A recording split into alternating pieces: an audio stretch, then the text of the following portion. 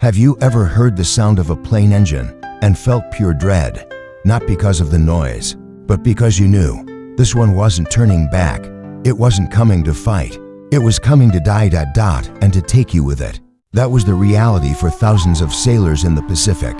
During the final year of World War II, a new kind of terror had emerged from the skies. It didn't negotiate. It didn't retreat. It didn't miss. They called it Kamikaze, the divine wind. But what once was a myth of salvation had become something far more terrifying. Young men turned into human bombs, sacrificing themselves in one-way flights to deliver destruction. What kind of war pushes boys to choose death before life? What kind of nation tells them, this is glory? Kamikaze wasn't just a tactic, it was a last resort, born from desperation. In late 1944, Japan was cornered. The United States had gained momentum in the Pacific. Island by island, Japan was running low on fuel, planes, and options. So they turned to something never seen before: organized suicide missions. These weren't just airstrikes, they were final flights. Most kamikaze pilots flew aging Mitsubishi Zero or fragile trainer planes, stripped to the bone. Packed with fuel and explosives, the planes shook in the air, barely holding together. But that didn't matter. They weren't built to come back, only to crash, only to die with purpose.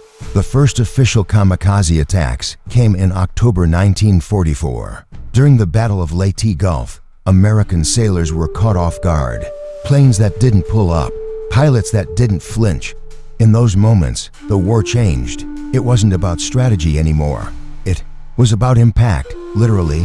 By April 1945, during the bloody Battle of Okinawa, kamikaze had become a daily fear. Over 1,900 kamikaze missions were launched in that battle alone. 34 American ships were sunk, hundreds were damaged, nearly 5,000 sailors were killed. And these weren't just machines crashing into steel. These were young men, most of them between 17 and 24. Some had barely 20 hours of flight training. Some believed they were heroes, others were terrified and trapped by duty. Either way, they died.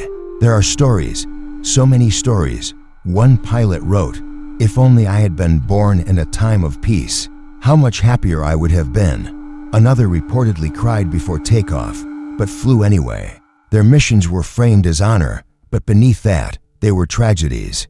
America didn't flinch. It adapted, struck back, and held the line. Radar improved. Patrols grew sharper, defenses evolved. But even then, kamikaze planes still slipped through, still hit, still left American sailors dead in the water. And it wasn't just the damage, it was the silence that came after. The stunned realization that someone had chosen to die just to hurt you. That level of commitment, no matter how misguided, shakes you to the core. Let's be clear about something.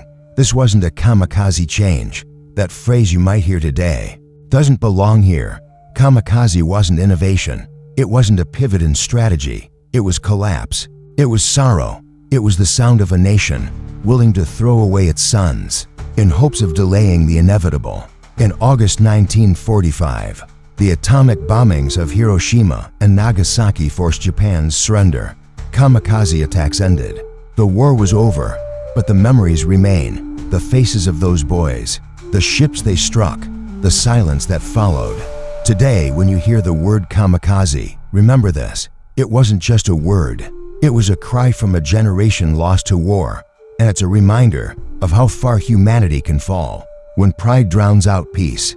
So many stories fade with time, but with your help, we can make sure they're not lost. Subscribe and stay with us for the next one.